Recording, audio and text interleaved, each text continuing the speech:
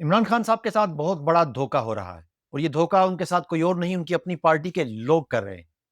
एक तरफ तो इमरान खान साहब जेल में हैं, तमाम तकलीफ बर्दाश्त कर रहे हैं, उनकी बीमारी 85% से ज़्यादा जा चुकी है। उनको अपनी फैमिली से, अपनी पार्टी के लोगों से मिलने नहीं दिया जाता, अपने बच्चों से बात नहीं कराने दी जाती।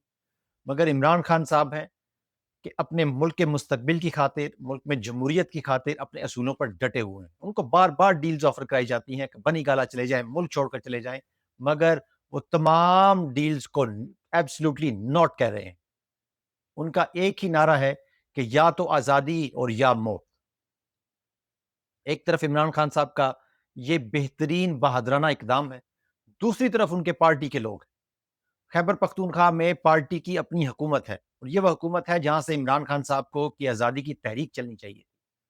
पहले गंडापुर साहब थे, उन्होंने अवाम को बार-बार धोखा दिया, अवाम उन पर एतमाद खो बैठे तो उन्हें उनकी वज़ारत से हटा दिया। मुराद सईद के मशवरे पर इमरान खान साहब ने सुहेल अफरीदी को वज़ीर आला मुंतखब कर दिया। अब ये नौजवान थे, इनसे तमाम लोगों को, पार्टी के तमाम वर्कर्स को, पूरे पाकिस्तान में ये उम्मीद थी कि ये बहुत बड़ी तहरीक लेकर निकलेंगे।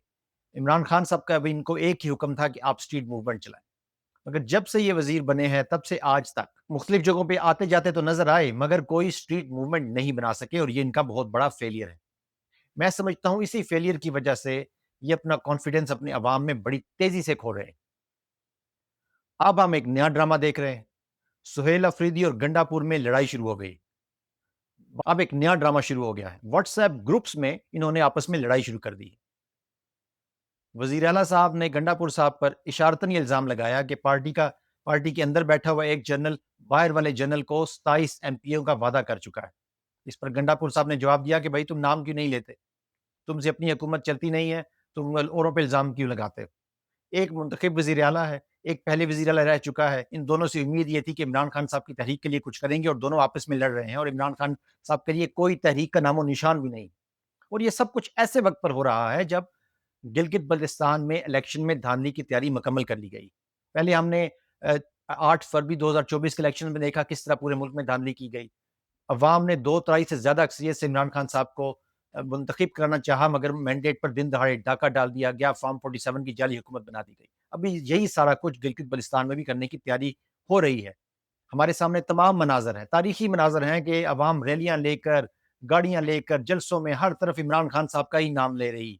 हालाँकि वहाँ पर भी वही कुछ हुआ, उन लोगों से उनके इंतखाबी निशान छीन लिए गए, मगर फिर भी अवाम पूरी तरह से मुत्तहिद है अपने इमरान खान साहब के नाम पर, जो भी कैंडिडेट हो उसे वोट देने के लिए।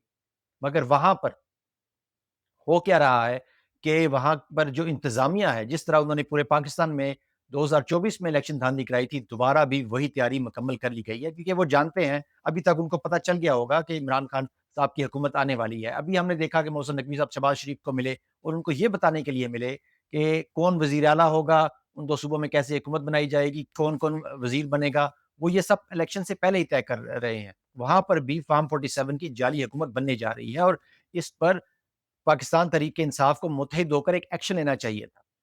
खैबर पख्तूनख्वा में पाकिस्तान तहरीक-ए-इंसाफ की हुकूमत है, बॉर्डर उन दोनों सूबों से मिलता है, वहाँ पर जाकर इन सब लोगों को एक मुत्तहिद होकर मज़बूत तहरीक चलानी चाहिए और ऐसी प्लानिंग करनी चाहिए थी कि मैंडेट ना छीना जा सके, इलेक्शन डे वाले दिन की तैयारी करनी चाहिए थी। सबको मिलकर एक ऐसी स्ट्रैटेजी बनानी चाहिए थी कि इलेक्शन डे की इतनी ज़बरदस्त किस्म की प्लानिंग कर लेनी चाहिए थी कि कोई उनसे जाली फॉर्म 47 ना इश्यू कर सके, मगर ये सब नहीं हो रहा। एक साज़िश के तहत पीटीआई को डिवाइड कर दिया गया है और ये मोहरे बने हुए हैं उस साज़िश का, और एक ऐसे सेंसिटिव टाइम पे जबकि पाकिस्तान को, इमरान खान साहब को, जमहूरियत को इन लोगों की सबसे ज़्यादा ज़रूरत थी, इन्होंने आपस में एक महाज़ खड़ा कर लिया। इमरान खान साहब की बदकिस्मती है कि उनकी जेब में सारे खोटे सिक्के ही हैं, जिस तरह कायद-ए-आज़म ने एक बार कहा था कि मेरी जेब में सारे खोटे सिक्के हैं। तो इन सब खोटे सिक्कों को चाहिए कि आपकी अपनी हैसियत तो नहीं है, आप खंभों की ज़्यादा आपकी कोई हैसियत नहीं है। सब लोगों ने आपकी इज़्ज़त जितनी भी है इमरान खान साहब की वजह से है, आपको वोट मिले इमरान खान साहब के नाम की वजह से मिले।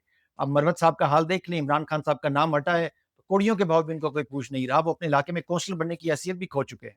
तो मेरी आप लोगों से गुज़ारिश है, इन साज़िशों का हिस्सा ना बनिए, मुत्तहिद हो जाइए, इमरान खान साहब की आज़ादी के लिए तहरीक चलाइए और उससे पहले गिलगित-बल्तिस्तान और कश्मीर में जो इलेक्शन आ रहे हैं, उनमें متحد ہوकर اسٹریٹجی بنائیں تاکہ عوام کا مینڈیٹ نہ چھینا جا سکے۔ گلگت بلتستان کا الیکشن تو ایک مرحلہ ہے، اس کے بعد IMF بجٹ آنے والا ہے جس سے عوام کی مزید تباہی کر دی جائے گی۔ وہ اتنا خطرناک بجٹ ہوگا کہ عوام کے پاس سانس لینا بھی ان کے لیے اس ملک میں مشکل ہو جائے گا۔